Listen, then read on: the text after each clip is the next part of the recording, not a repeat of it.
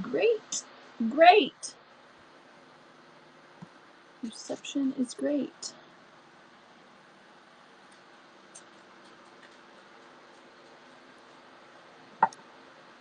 My hair is not so much today. Who's in here? Good morning. Tate, yay! Uh-oh, I woke somebody up. Oh well. They're supposed to get up. Well, today we're going to read a couple. Am I coming in? Am I coming in good? We're going to read a couple of chapters today because I'm going to be gone all week. And then my schedule is going to change a little bit. I'll talk about that in a minute. Sounds good. Oh my gosh, excuse me. I should do like, I don't know, some kind of vocal warm up before I get on here so I don't have to hack and cough in your ear. Sorry about that. How was your weekend? Was it good? Did you go to your maker fair or farmer's market? I Saturday, well, early morning, Sunday morning, I at like 1:30 in the morning woke up, just woke up and ended up having a panic attack, which I haven't had in a long time, really long time.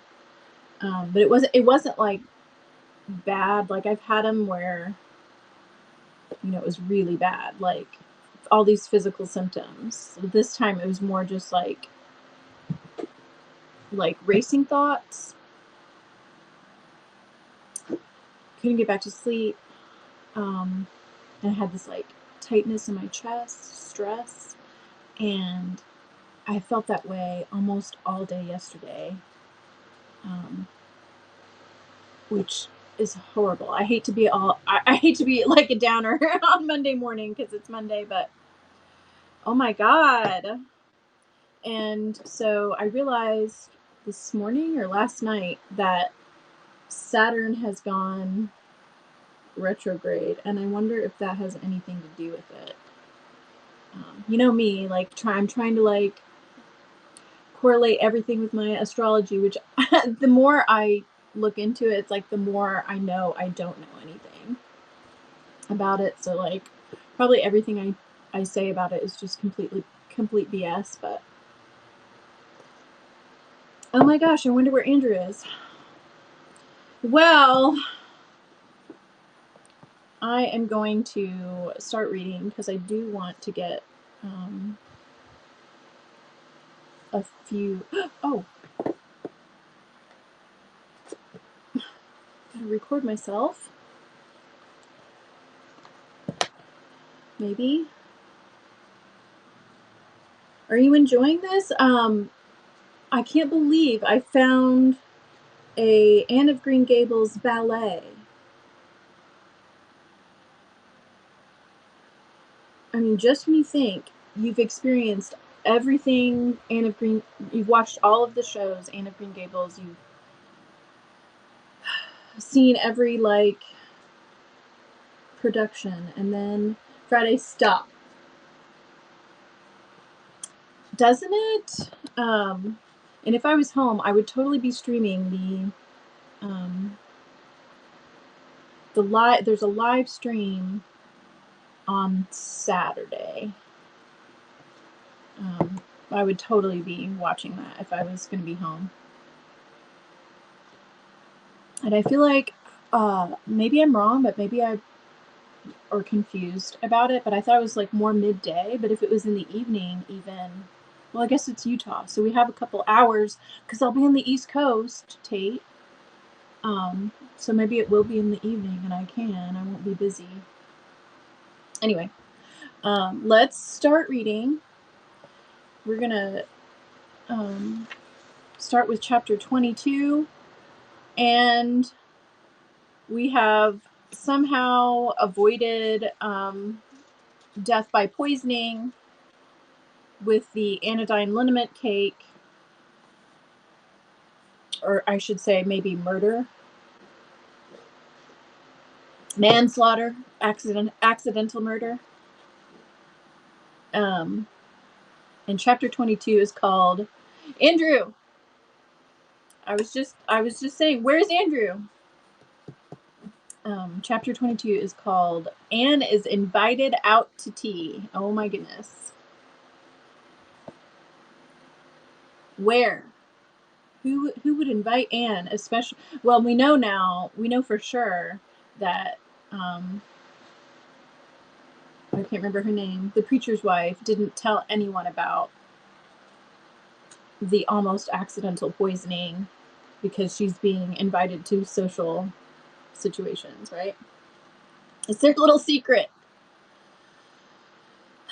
And what are your eyes popping out of your head about now?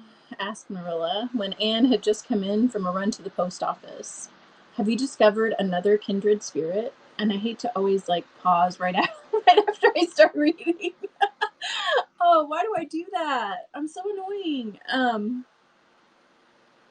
But who has watched the show Lark Rise to Candleford? Tate, have you seen it? It's a British show, and it's about, but they said post office, and I'm like, oh my god. If you like Anne of Green Gables, you will love Lark Rise to Candleford. It's a coming of age story, the young woman, but also it's much more like Catholic in the universal sense, not the religious sense. Talking at a view of a small town and a bigger city, which is not really a big city at all because there's much more bigger cities like London or whatever. But Lark Rise is like a little hamlet, and Candleford's like a little town that has an actual post office. Lark Rise doesn't have a post office, so you can tell the difference. And there's a distance between, not only a distance, but a bit of a rivalry. Check it out, Lark Rise. I'm gonna type it. You'll love it. It's so funny and also dramatic and sweet. And I wish I could. I watch it. I've watched it so many times.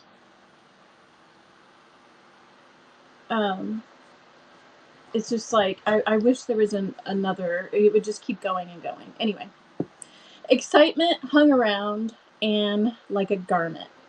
Shone in her eyes, kindled in every feature.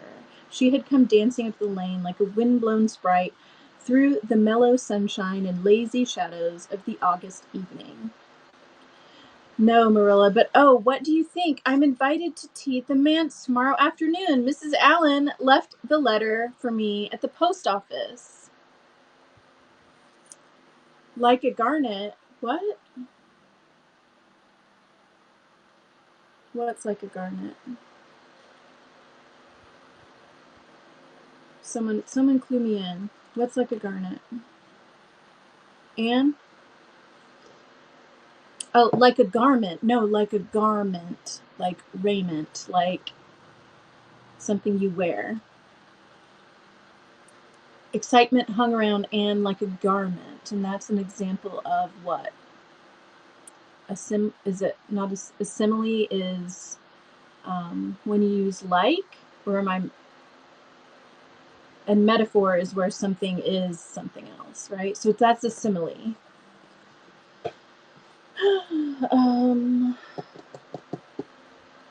Oh, just look at it, Marilla. Miss Anne Shirley Green Gables. This is the first time I was ever called Miss. Such a thrill it gave me. I shall cherish it forever among my choicest treasures. It's rare that I'm called Miss. And in fact, I'm of such an age now that if I am called Miss, I almost take immediate offense. to it. How about you? Mrs. Allen told me she meant to have all the members of her Sunday school class to tea in turn, said Marilla, regarding the wonderful event very coolly. You needn't get in such a fever over it. Do learn to take things calmly, child. For Anne to take things calmly would have been to change her nature, all spirit and fire and dew as she was. The pleasures and pains of life came to her with trebled intensity. Marilla felt this and was vaguely troubled over it, realizing that the ups and downs of existence would probably bear hardly on this impulsive soul, and not sufficiently understanding that the equally great capacity for delight might more than compensate. Come on, cop a clue, Marilla. Therefore, Marilla conceived it to be her duty to drill Anne into a tranquil uniformity of disposition as impossible and alien to her as a dancing sunbeam in one of the brook shallows. She did not make much headway, as she sorrowfully admitted to herself. The downfall of some dear hope or plan plunged Anne into deeps of affliction. The fulfillment thereof exalted her to dizzy realms of delight. Marilla had almost begun to despair of ever fashioning this waif of the world into her model little girl of demure manners and prim deportment. Neither would she have believed that she really liked Anne much better as she was. Do you guys know anyone like this? Maybe you're like this a little bit yourself. I feel like I have these tendencies to be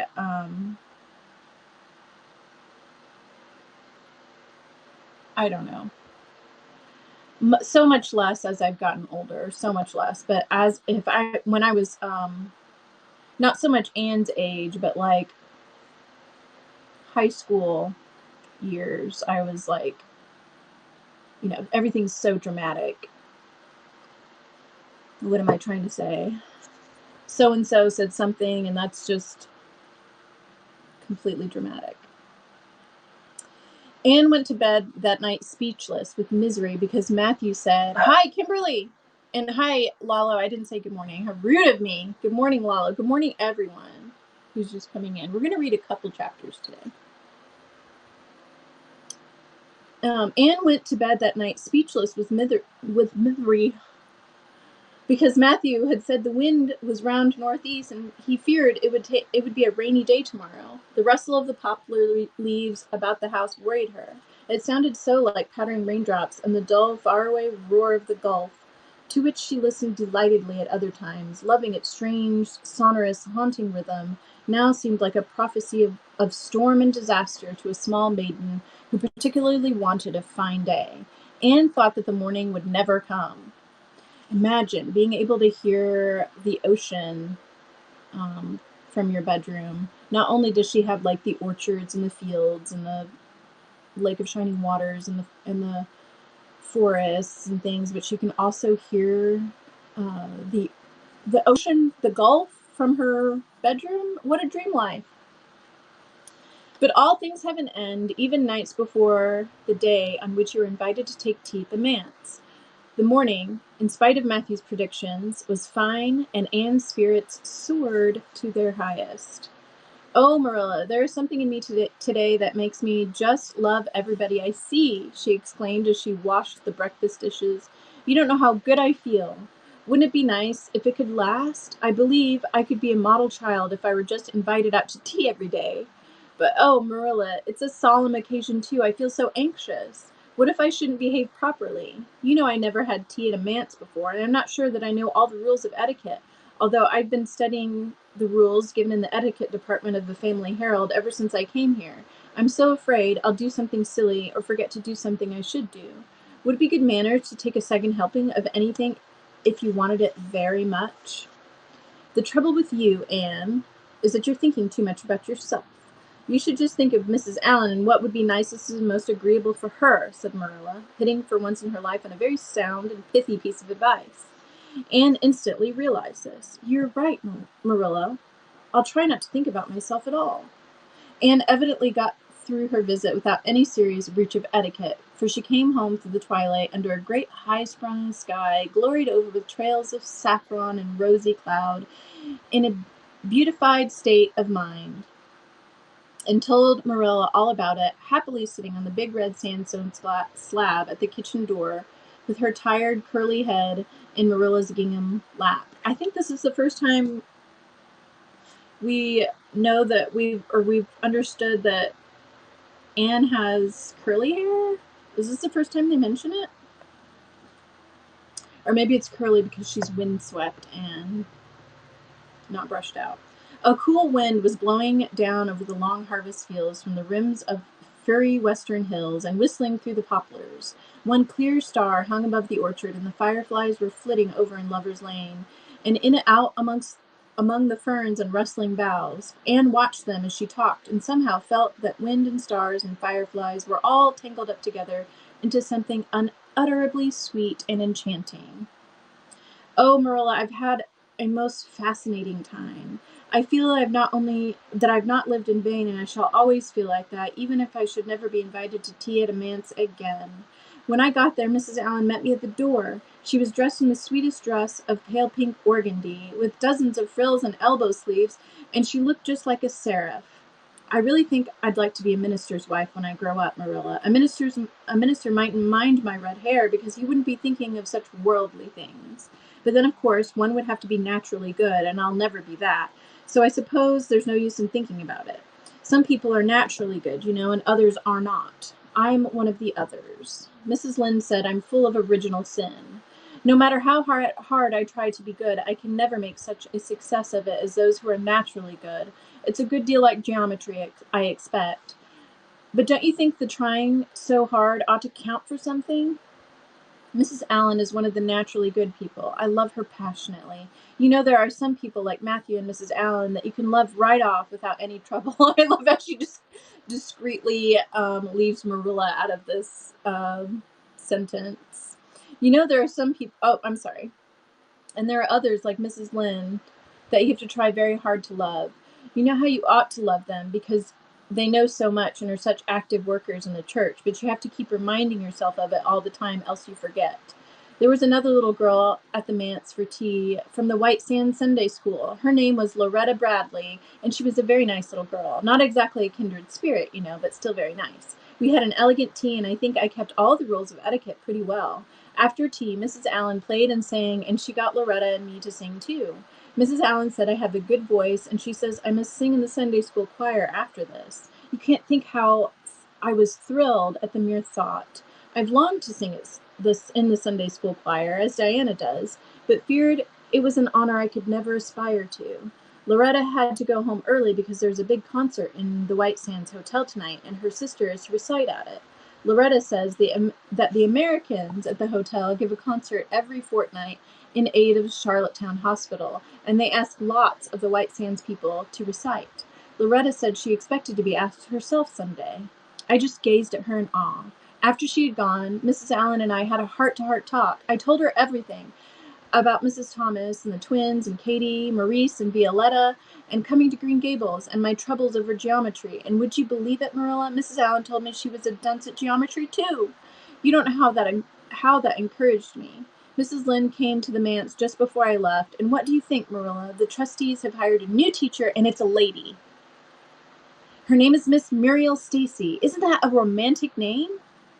Mrs. Lynde said they'd never had a female teacher in Avonlea before, and she thinks it's a dangerous innovation. But I think it will be splendid to have a lady teacher, and I really don't see how I'm going to live through the 2 weeks before school begins. I'm so impatient to see her. Excitement! We thought this was going to be that's the end of this chapter 22. We thought this was going to be a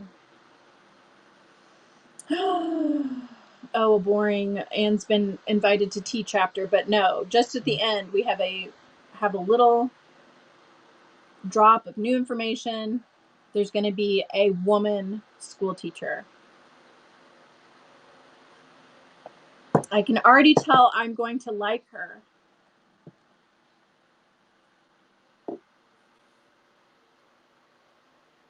Perhaps she can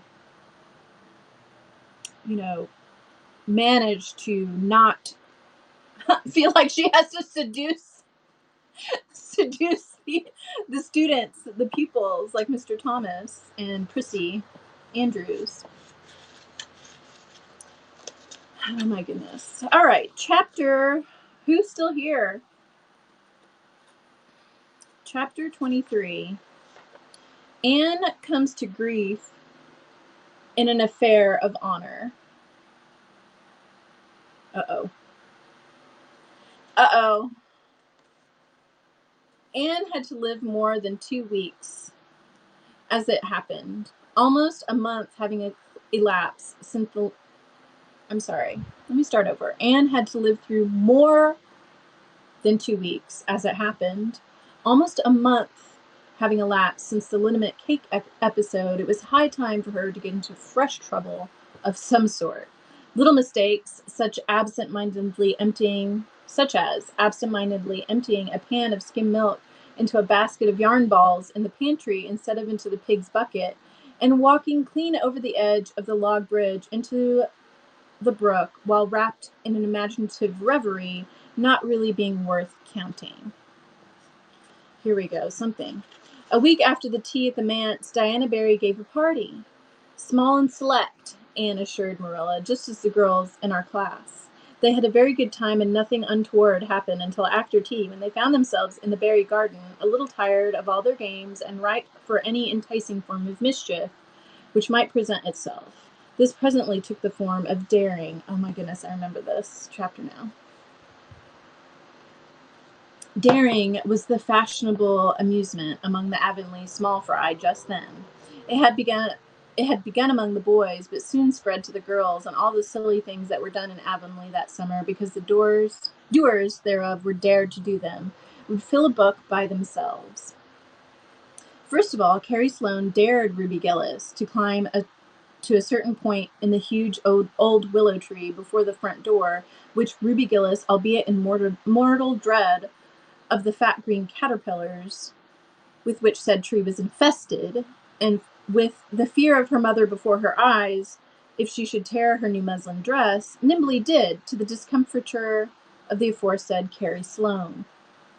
Then Josie Pye dared Jane Andrews to hop on her left leg around the garden without stopping once, or putting her right foot to the ground, which Jane Andrews gamely tried to do, but gave out a third corner and had to confess herself defeated. Josie's triumph being rather more pronounced than good taste permitted, Anne Shirley dared her to walk along the top of the board fence which bounded the garden to the east. Now, to walk board fences requires more skill and steadiness of head and heel than one might suppose who has never tried it. But Josie Pye, if deficient in some qualities that make for popularity, had at least a natural and inborn gift, duly cultivated, for walking board fences. Josie walked the Barry fence with an airy unconcern, which seemed to imply that a little thing like that wasn't worth a dare.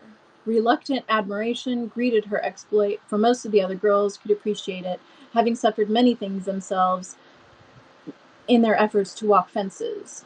Josie descended from her perch, flushed with victory, and darted a defiant glance at Anne. Anne tossed her red braids. Oh my gosh, this was written in, as I toss my hair, written in or published in 1908, and they're hair tossing then? Some things just never go out of fashion, right? I don't think it's such a very wonderful thing to walk a little low board fence, she said. I knew a girl in Marysville who could walk the ridgepole of a roof. I don't believe it, said Josie flatly. I don't believe anybody could watch a ridgepole. You couldn't anyhow. Couldn't I? Cried Anne rashly. Then I dare you to do it, said Josie defiantly. I dare you to climb up there and walk the ridgepole of Mr. Barry's kitchen roof. Anne turned pale, but there was clearly only one thing to be done. She walked towards the house where a ladder was leaning against the kitchen roof. All the fifth class girls said, oh, partly in excitement, partly in dismay. Don't you do it, Anne, entreated Diana. You'll fall off and be killed. Never mind, Josie Pye. It isn't fair to dare anybody to do anything so dangerous. I must do it. My honor is at stake, said Anne solemnly. I shall walk that ridgepole, Diana, or perish in the attempt. If I am killed, you are to have my pearl bead ring. Anne climbed the ladder amid breathless silence, gained gained the ridgepole, balanced herself uprightly on that precarious footing, and started to walk along it, dizzily conscious that she was uncomfortably high up in the world, and that walking ridgepoles was not a thing in which your imagination helped you out so much. Nevertheless, she managed to take several steps before the catastrophe came. Then she swayed, lost her balance, stumbled, staggered, and fell, sliding down over the sun-baked roof and crashing off it through the tangle of Virginia creeper beneath, all before the dismayed circle below could give a simultaneous, terrified shriek. If Anne had tumbled off the roof on one side, up which she ascended, Diana would probably have fallen heir to the pearl bead ring then and there. Fortunately, she fell on the other side, where the roof extended down over the porch so nearly to the ground that a fall therefrom was a much less serious thing. Nevertheless, when Diana and the other girls had rushed frantically around the house, except Ruby Gillis, who remained as if rooted to the ground and went into hysterics, they found Anne lying all white and limp among the wreck and ruin of the Virginia creeper. "Anne, are you killed?" shrieked Diana, throwing herself on her knees beside her friend. "Oh, Anne, dear Anne, speak just one word to me and tell me if you're killed." To the immense relief of all the girls, and especially of Josie Pye, who, in spite of lack of imagination, seized with horrible visions of a future branded as the girl who was the cause of Anne Shirley's early and tragic death, Anne sat dizzily up and answered uncertainly, "No, Diana, I'm not killed, but I think I'm rendered unconscious." "Where?" sobbed Carrie Sloane. "Oh, where, Anne?" Before Anne could answer, Mrs. Barry appeared on the scene. At sight of her, Anne tried to scramble to her feet, but sank back again with a sharp little cry of pain. "What's the matter? Have you hurt yourself?" demanded Mrs. Barry. "My ankle," gasped Anne. "Oh, Diana, please find your father and ask him to take me home. I know I can never walk there, and I'm sure I couldn't hop so far on one foot when Jane couldn't even hop around the garden. Marilla was out in the orchard." Sorry. Let me slow down. I'm so excited. Oh, that stink bug has reappeared in my ceiling. Marilla was out in the orchard picking a panful of summer apples when she saw Mr. Barry coming over the log bridge and up the slope, with Mrs. Barry beside him and a whole procession of little girls trailing after him. In his arms he carried Anne, whose head lay limply against his shoulder.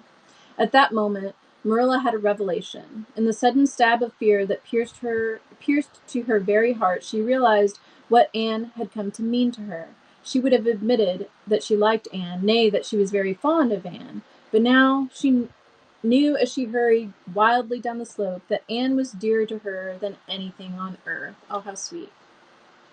"Mr. Barry, what has happened to her?" she gasped, more white and shaken than the self-contained, sensible Marilla who had been for many years.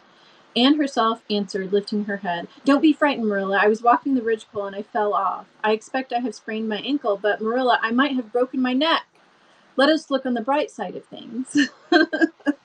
"I might have known you'd go and do something of the sort when I let you go to that party," said Marilla, sharp and shrewish in her very relief.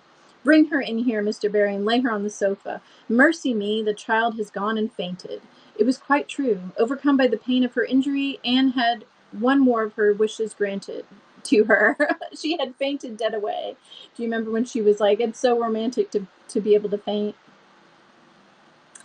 Matthew, hastily summoned from the harvest field, was straightway dispatched for the doctor, who in due time came to discover that the injury was more serious than they had supposed. Anne's ankle was broken. That night, when Marilla went up to the east gable, where a white-faced girl was lying, a plaintive voice greeted her from the bed. "Aren't you very sorry for me, Marilla?" "It was your own fault," said Marilla, twitching down the blind and lighting a lamp. "And that's just why you shouldn't be sorry for me," said Anne, "because the thought that it is my own fault is what makes it so hard. If I could blame it on anybody, I would feel so much better. But what would you have done, Marilla, if you'd been dared to walk a ridgepole?" "I'd have stayed on good firm ground and let them dare away. Such absurdity," said Marilla. Anne sighed. "But you have such strength of mind, Marilla. I haven't. I just felt that I couldn't bear Josie Pye's scorn. She would have crowed over me all my life. And I think I've been punished so much that you needn't be very cross with me, Marilla. It's not a bit nice to faint, after all, and the doctor hurt me dreadfully when he was setting my ankle." I won't be able to go around for 6 or 7 weeks, and I'll miss the new lady teacher. She won't be new anymore by the time I'm able to go to school, and Gil, everybody will get ahead of me in class. Oh, I'm an afflicted mortal, but I'll try to bear it all bravely. If only you won't be cross with me, Marilla." There, I'm not cross," said Marilla. "You're an unlucky child. There's no doubt about that, but as you say, you'll have the suffering of it. Here now, try and eat some supper." "Isn't it fortunate I've got such an imagination?" said Anne. "It will help me through splendidly, I expect. What do people who haven't any imagination do when they break their bones, do you suppose, Marilla?" Exactly. It must be very boring for a little girl. I mean, think about it. There's no video gaming, there's no television, TV. She'll have books, perhaps, in her imagination, and we can hope her friends visit her. Anne had good reason to bless her imagination many a time and oft during the tedious 7 weeks that followed, but she was not solely dependent on it. She had many visitors, and not a day passed without one or more of the schoolgirls dropping in to bring her flowers and books and tell her all the happenings in the juvenile world of Avonlea. "Everybody has been so good and kind, Marilla," sighed Anne happily on the day when she could first limp across the floor. "It isn't very pleasant to be laid up, but there is a bright side to it, Marilla. You find out how many friends you have. Why, even Superintendent Bell came to see me, and he's really a very fine man. Not a kindred spirit, of course, but I still like him, and I'm awfully sorry I ever criticized his prayers. I believe now he really does mean them, only he has gotten to the habit of saying them as if he didn't. He could get over that if he'd take a little trouble. I gave him a good broad hint. I told him how hard I tried to make my own little private prayers interesting. He told me all about the time he broke his ankle when he was a boy. It does seem so strange to think of Superintendent Bell ever being a boy. Even my imagination has its limits, for I can't imagine that. When I try to imagine him as a boy, I see him with gray whiskers and spectacles, just as he looks in Sunday school, only small. Now it's easy to imagine Mrs. Allan as a little girl. Mrs. Allan has been to see me 14 times. Isn't that something to be proud of, Marilla? When a minister's wife has so many claims on her time? She's such a cheerful person to have visit you, too. She never tells you it's your own fault, and she hopes you'll be a better girl on the account." That's all right. We still have one more chapter after this one. Almost done with it. And good morning and welcome. Mrs. Lynde always told me that when she came to see me, and she said it in a kind of way that made me feel she might hope I'd be a better girl, but didn't believe I would. Even Josie Pye came to see me. I received her as politely as I could because I think she was sorry she dared me to walk a ridgepole. If I had been killed, she would have had to carry a dark burden of remorse all her life. Diana has been a faithful friend. She's been over every day to cheer my lonely pillow. But oh, I shall be so glad when I can go to school, for I've heard such exciting things about the new teacher. The girls all think she's perfectly sweet. Diana said she has the loveliest fair curly hair and such fascinating eyes. She dresses beautifully, and her sleeve puffs are bigger than anybody else's in Avonlea. Every other Friday afternoon she has recitations, and everybody has to say a piece or take part in dialogue. Oh, it's just glorious to think of it. Josie Pye says she hates it, but that's because Josie has so little imagination. Diana and Ruby Gillis and Jane Andrews are preparing a dialogue called A Morning Visit for next Friday, and the Friday afternoons they don't have recitations. Miss Stacy takes them all to the woods for a field day, and they study ferns and flowers and birds. And they have physical culture exercises morning and evening. Mrs. Lynde says she never heard of such goings-on, and it all comes from having a lady teacher. But I think it must be splendid, and I believe I shall find that Miss Stacy is a kindred spirit. Thank you so much.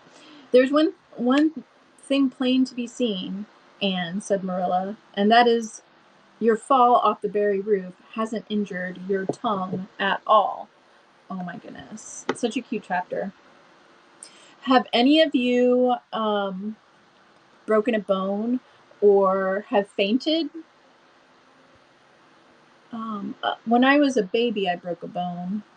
Or I think I was, as I was born, my collarbone was broken. but I haven't, oh my God, knock on wood, broken any yet, really. And I have fainted too. It was the most embarrassing thing. I mean, not the most. I've had a lot of embarrassing things happen to me, but I I gave blood. Okay, so I used to live in Italy, and it used to be when you did the questionnaire for giving blood, they asked you, were you in Europe from this time to this time or whatever. I don't think they ask you that anymore, but I haven't tried in a long time. But anyway, I was determined when I was like 17 to give blood, and I was going to lie on the thing and say that I hadn't. I know, which is terrible. I was just like, it was just something I really wanted to do. I really wanted to give blood, and like, I was positive I wasn't, riddled with mad cow disease or whatever they were screening for. And so I made sure to eat a bunch of like red meat because normally too I'm really anemic. I didn't lie. They lifted it. They lifted the thing, and my sister was like, they lifted this. They lifted the requirement. We can give blood now. So I just had it in my mind that I was going to. And then I had been tested. I had been turned away like 2 different times because I was anemic. And so I was like, worked really hard and like ate a bunch of red meat and like tried to get my iron levels up. And I finally did it. I finally gave my pint of blood. Like, they were like, whenever they tested my blood, they were like, you're a little anemic, but we're going to go ahead and take it. I'm like, okay, cool. I lost my bookmark, but we have one more chapter to read. And then I had scheduled I know. Oh my God, Andrew. I had scheduled an interview to work at a store in the mall, like as a summer job. And so, what store was it? I can't remember. It's probably long gone by now. But I was going to interview to get a mall job that summer. And so I gave blood, and I'm like, this is so convenient because the blood drive is at the mall, and I had this interview.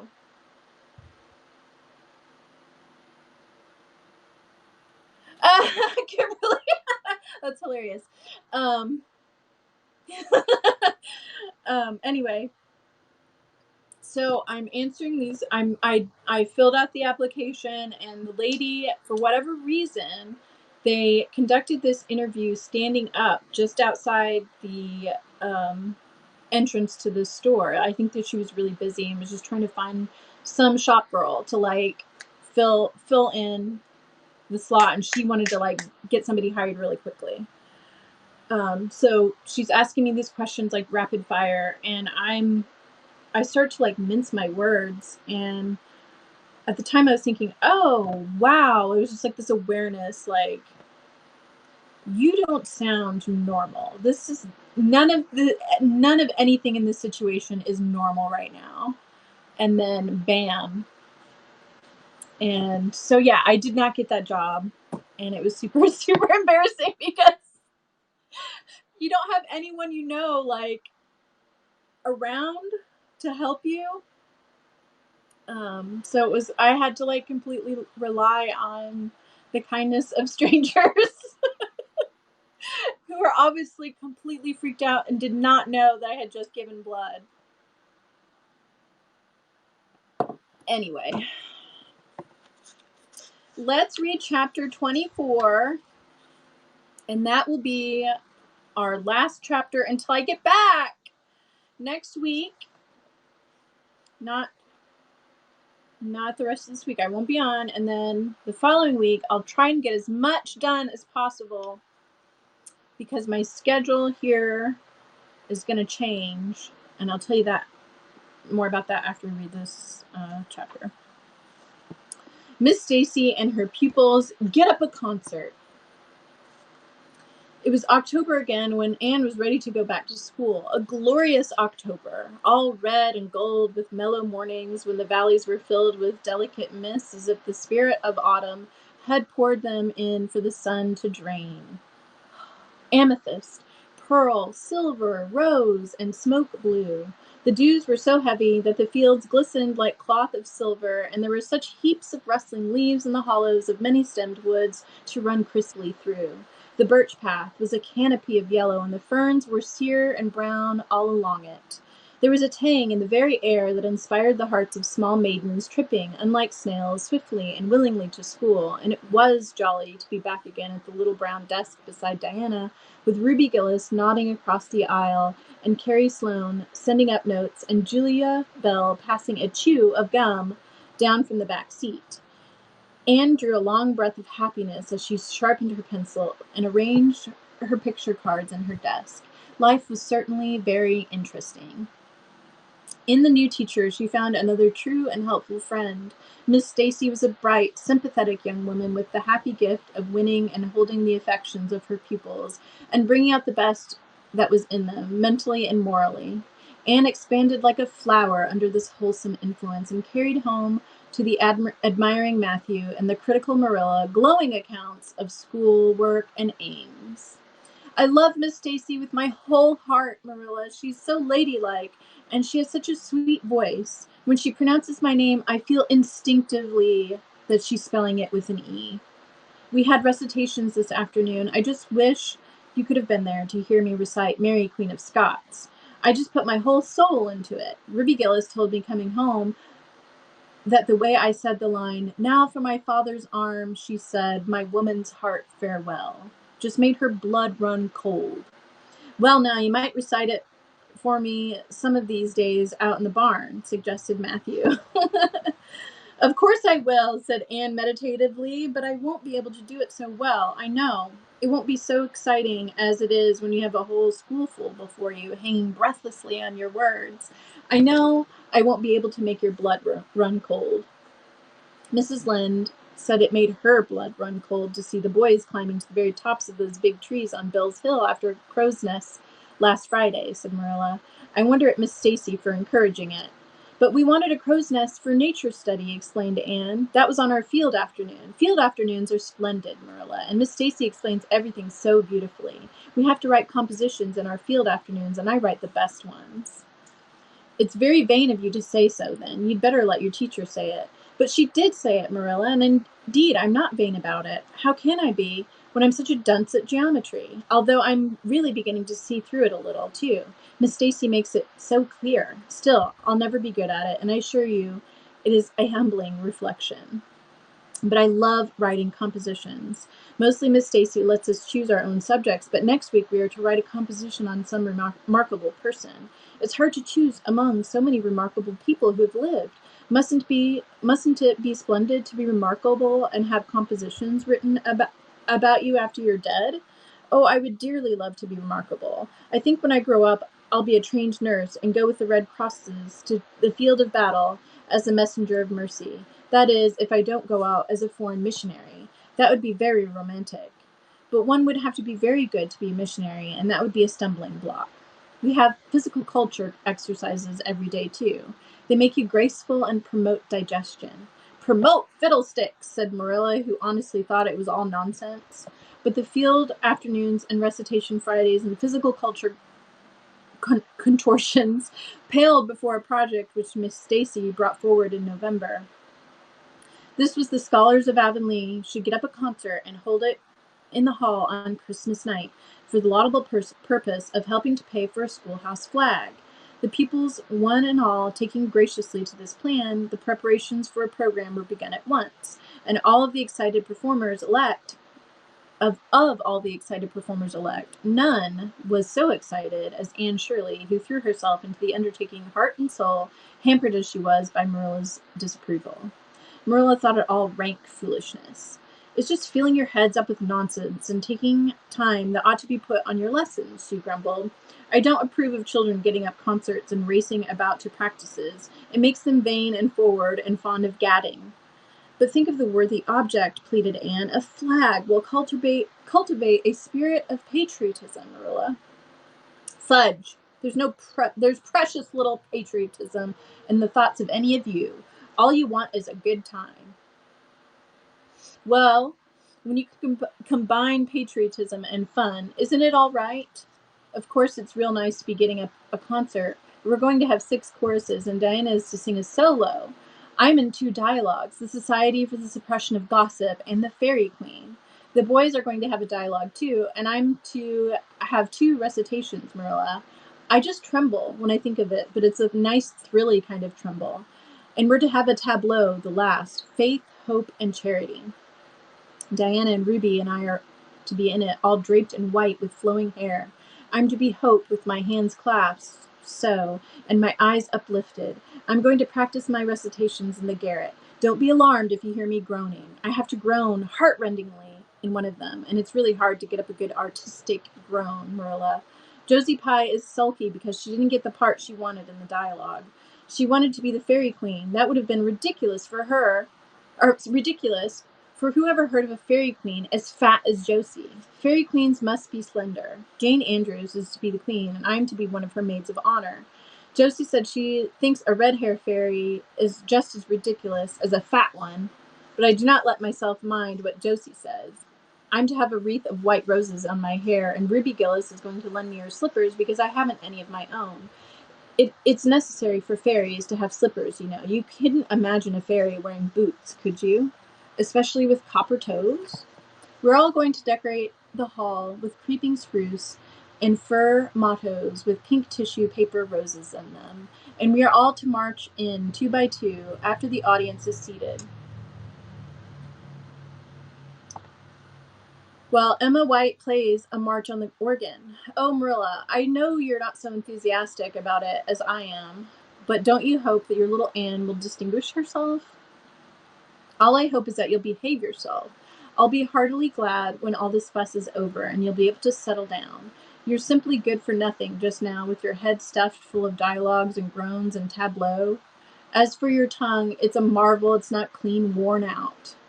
Anne sighed and betook herself to the backyard, over which a young new moon was shining through the leafless poplar boughs from an apple-green western sky, where Matthew was splitting wood. Anne perched herself on a block and talked the concert over with him, sure of an appreciative, sympathetic listener in this instance, at least. Well, now, I reckon it's going to be a pretty good concert, and I expect you'll do your part fine, he said, smiling down into her eager, vivacious little face. Anne smiled back at him. Those 2 were the best of friends, and Matthew thanked his stars many a time and oft that he had nothing to do with bringing her up. That was Marilla's exclusive duty. If it had been his, he would have been worried over frequent conflicts between inclination and said duty. As it was, he was free to spoil Anne, Marilla's phrasing, as much as he liked, but it was not such a bad arrangement after all. A little appreciation sometimes does quite as much good as all the conscientious bringing up in the world. Oh my goodness, and that's our chapter 24. I think Matthew has it right. You can, as Dale Carnegie puts it in How to Win Friends and Influence People, you can affect people, especially young, impressionable children, by encouragement, positive reinforcement, than constantly berating them for a wagging tongue or whatever whatever Marilla does.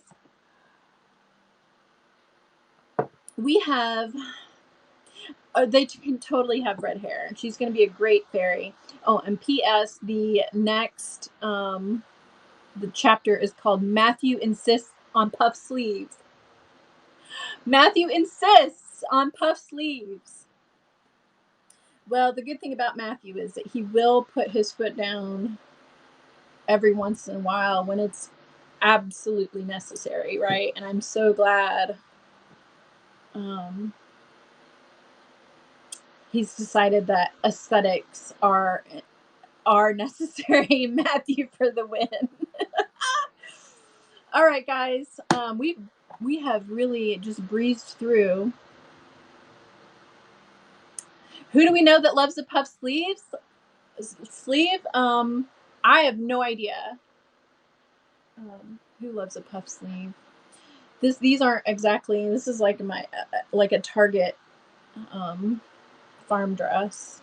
I don't really have. Do I have things that have puff sleeves? I'm sure I do. I do love it too. Okay, you need to see the bookmark. This is how far we are. This is how much we have left. But at the back of the book, I just looked at it this morning, and there's actually a recipe for. Oh, thank you so much, Kimberly. There's actually a recipe for raspberry cordial, which in the book, yeah, raspberry cordial and a pound cake recipe. So I will have to share that with you all too. And I think if you guys have any like summer gatherings, like I hope you do, you might want to, whenever raspberries come in season, like let's make raspberry cordial and bottle it in those cute bottles that a few years ago at Aldi, they had these lemonade bottles. A recipe. No, this recipe is like an add-on by Puffin, who I think published this. Yeah, Puffin. But at Aldi a few years ago, they had like fizzy lemonade, and I bought a whole bunch of this like fizzy lemonade because it had like the flip top lids on them, with like the ceramic stopper with like a rubber grommet, and I'm like, oh my god, look at those bottles.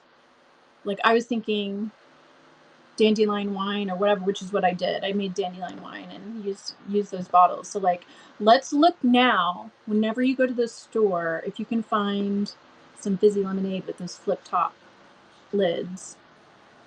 Oh, thank you. And we'll have to make raspberry cordial. And I think just to make it so you have it in you could use it, but then also just to have it and store it for like at least a year and have it on the shelf, and hope that someone makes the mistake of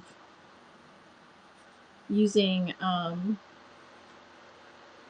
kind of hard liquor you also have instead of your raspberry cordial. But this is how much we have left. This is how far we've come.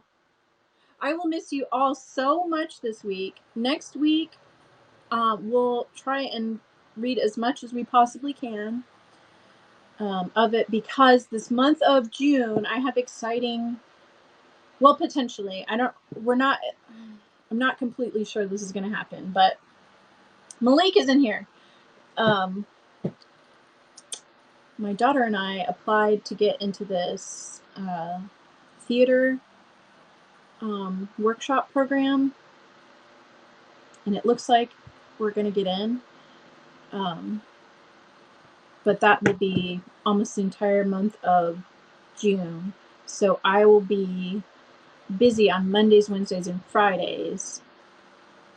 So we'll have to switch our readings to like Tuesdays and Thursdays, I guess.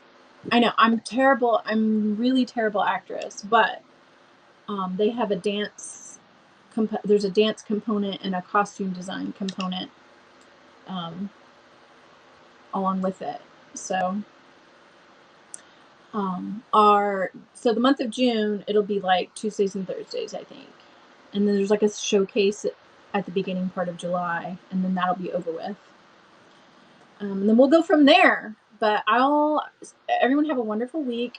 Lots of astrology happening this week. I hate to like inject this all the time into everything, but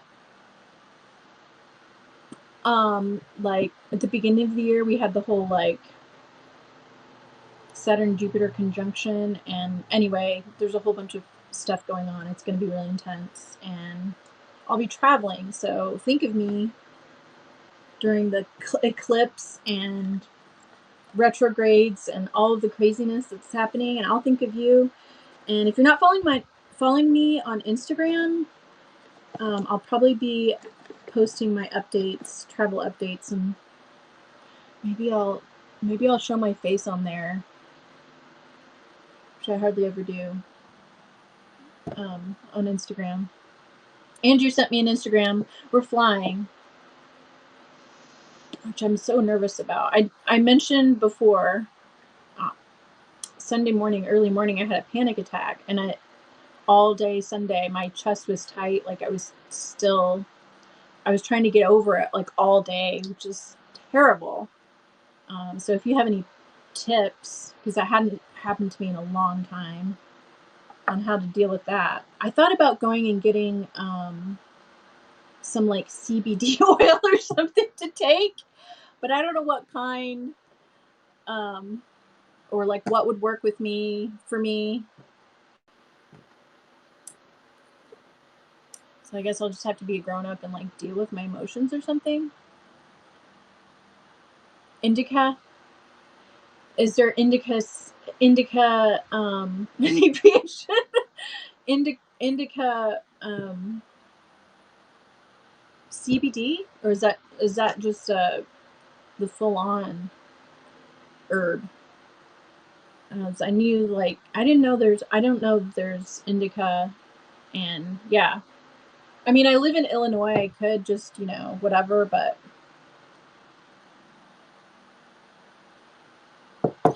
anyway, I should have thought of. I've been going this whole time like, oh, everything's fine, and then so like, me trying to prepare last minute today for a whole week, like that doesn't seem like a good idea either. So maybe I'll just deal with my feelings.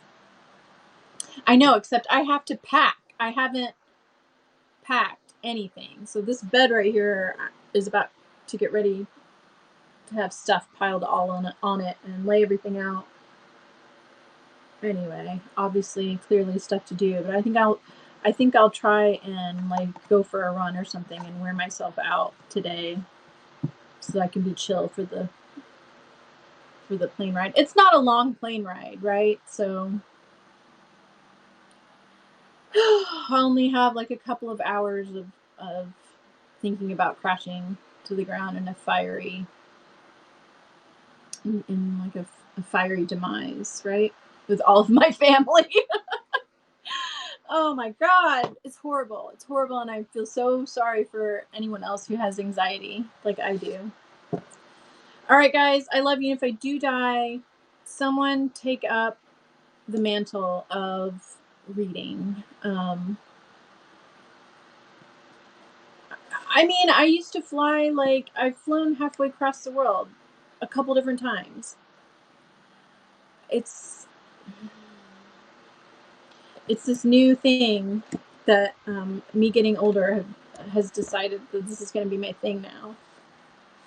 Maybe I have such an imagination that I like to, like Anne, that I like to contrive these scenarios in which my imagination can run wild and work, and secretly I enjoy the worry, and secretly or not so enjoy secretly, but like perhaps part of me just really likes the mental stimulation of like, and the excitement, and like in a way I like enjoy it. That's a possibility. Maybe it's just like me contriving all of this for entertainment purposes for my own mind. Could be. All right, guys. Love you. I'll see you